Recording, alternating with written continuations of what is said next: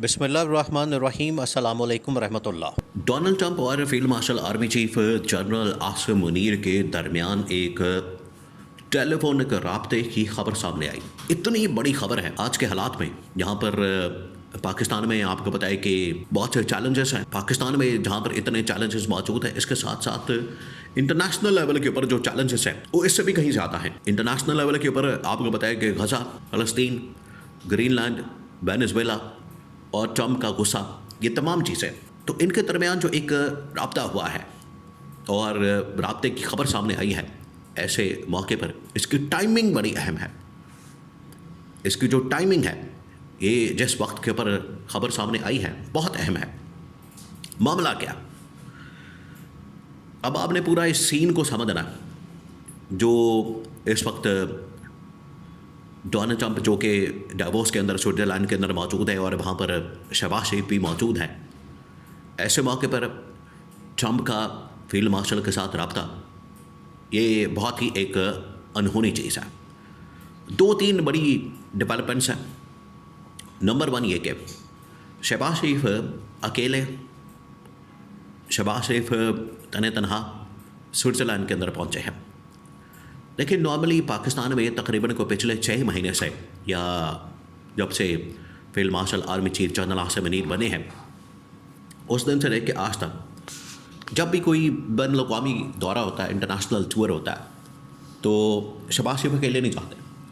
शहबाज शरीफ के साथ field marshal army chief general Asim Munir लाजमी होते हैं, ज़रूर होते हैं, और उनके साथ ही ट्रैवल करते हैं।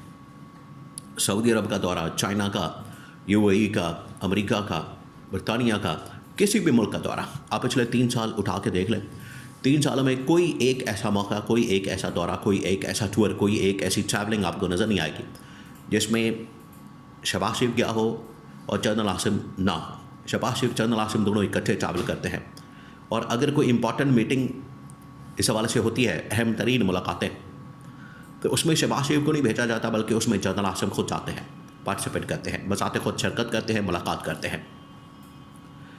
तो इस बार ये एक बड़ी अनहोनी हुई, जिसकी वजह से ज़रूरत पेश आई कि जनरल आसिम के साथ डायरेक्ट फिर टेलीफोनिक रब्ता किया जाए। ये उसके पीछे एक रीज़न है, ये बहुत बड़ी रीज़न है कि आज जब अकेले शहबाज शरीफ वहाँ पर पहुँचे हैं डावोस के अंदर, स्विट्ज़रलैंड के अंदर, तो इस बार field marshal general Asim Munir उनके हमरा नहीं थे, उनके साथ मौजूद नहीं थे। अब डावोस के अंदर जो मुलाकातें हो रही हैं, जो असल में वहाँ पर प्लान है, बहुत बड़ा प्लान है, वो है गज़ा और फ़लस्तीन के मतलब पीस बोर्ड का, और वहाँ पर अपनी फ़ौज को भेजने का, वहाँ पर अपनी फ़ौज को तैनात करने का ये प्लान है। अब शहबाज शरीफ को इन तमाम चीज़ों का इल्म नहीं, शहबाज शरीफ को इन तमाम चीज़ों का अंदाज़ा नहीं। उसकी वजह यह है कि लास्ट जो असल में मुलाकातें हुई हैं डोनाल्ड ट्रंप के साथ, वो जनरल आसिम ने की है, और ये जो गज़ा के अंदर फैसला है, ये ज़ाहिर बात है फिर इस्टेब्लिशमेंट करेगी, क्योंकि ये उनकी डोमेन है, ये उनकी गेम है कि आपने फ़ौजों को भेजना है, किस तरह से तैनात करना है, दस्ता कैसा होगा, कितने फ़ौजियों पर मुश्तमिल होगा, उसके क्या मामलात होंगे, ये सारी डील। ये शहबाज शरीफ इस बात को समझ नहीं सकता, लेकिन इस्टेब्लिशमेंट क्योंकि डायरेक्टली उनकी डोमेन है, तो इस वजह से ये डायरेक्ट इस्टेब्लिशमेंट समझ सकती है। एक ये पीछे लॉजिक है। नंबर 3, अब पिछले तकरीबन को 3-4 महीने से पाकिस्तान में एक कन्फ्यूज़न पाई जाती थी, पाकिस्तान में एक कशमकश थी, और फैसला करने में परेशानी थी, मुश्किल थी कि हमने गज़ा के अंदर, फ़लस्तीन के अंदर अपनी फ़ौज को भेजना है या नहीं भेजना। पाकिस्तान का प्रेशर है, इंटरनल प्रेशर है, एक्सटर्नल प्रेशर है, आलम इस्लाम का प्रेशर है। आलम इस्लाम में आप देखें 2 ही बड़ी ताकतें हैं, पाकिस्तान और सऊदी अरब। सऊदी अरब से जब पूछा गया, सऊदी अरब से इस हवाले से बात की गई, सऊदी अरब ने तो साफ इनकार कर दिया। उन्होंने कहा कि हम तो नहीं भेजेंगे अपनी फ़ौज को वहाँ पर, या हम कम से कम इस पीस बोर्ड के अंदर शामिल नहीं होंगे। और दूसरी बड़ी बात ये कि जब अब्राहम अकॉर्ड के ऊपर दस्तखत करने की बात हुई, साइन करने की बात हुई, या इसराइल को तस्लीम करने की बात हुई, तो मोहम्मद बिन सलमान ने ट्रंप के सामने बैठकर लाइव पूरी दुनिया के सामने उसने इनकार कर दिया। उसने कहा कि नहीं, हम इस पीस बोर्ड के अंदर, हम इस अब्राहम अकॉर्ड के अंदर, हम इस इसराइल को तस्लीम करने के मामले के ऊपर बिल्कुल भी अमेरिका के साथ नहीं है, उनका साथ नहीं दे सकते, उनके साथ खड़े नहीं हैं। लिहाजा यहाँ पर उन्होंने एक लाइन ड्रॉ कर दी। तो सऊदी अरब का जो मौक़िफ़ है वो तो सामने आ गया। अब पाकिस्तान क्योंकि वहाँ पर जाके खुफिया तरीके से मुज़ाकरात करके वादे करके मामला तय कर चुका था, जिसकी वजह से अब पाकिस्तान ना ही इनकार करने की पोजीशन में था और ना ही इकरार करने की पोजीशन में आ रहा था।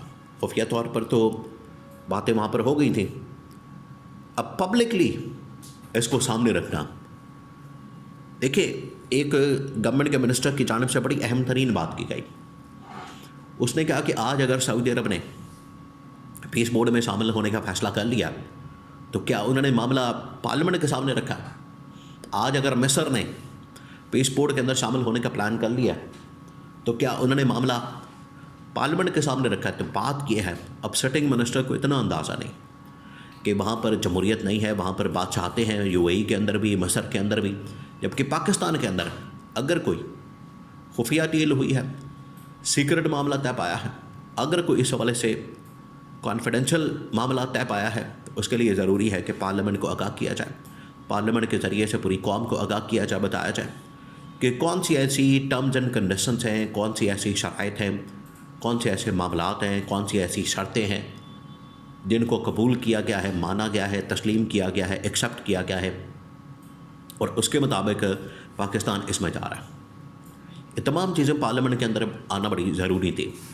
अगर यही इमरान खान का दौर होता तो आप यकीन करें कि इमरान खान एक एक चीज़ पूरी पाकिस्तानी कौम के सामने रख देता, बता देता कि ये हमारा फ़ैसला, ये अमेरिका ने हमसे डिमांड की है, फरमाइश की है। वो तो आपको पता है इमरान खान का बड़ा मशहूर जुमला कि हमको ग़ुलाम है कि अमेरिका जो कहेगा वो हम मानेंगे, करेंगे, अमेरिका हमें डिक्टेट करेगा, बिल्कुल नहीं कर सकता।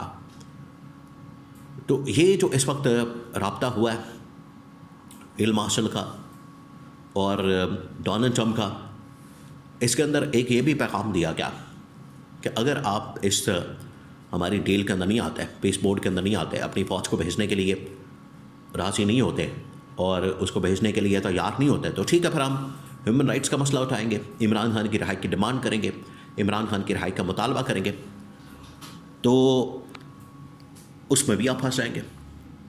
तो आप ये वाला फ़ैसला करें या वो वाला फ़ैसला करें। तो ये पाकिस्तान की जानिब से जो ऑप्शन इस्तेमाल की गई है, जो इस वक्त इसराइल को तस्लीम करने के लिए, एक रास्ता हमवार करने के लिए, ये एक उसकी कड़ी लगता है कि आपने गज़ा के अंदर, फ़लस्तीन के अंदर अपनी फ़ौज को भेजना है।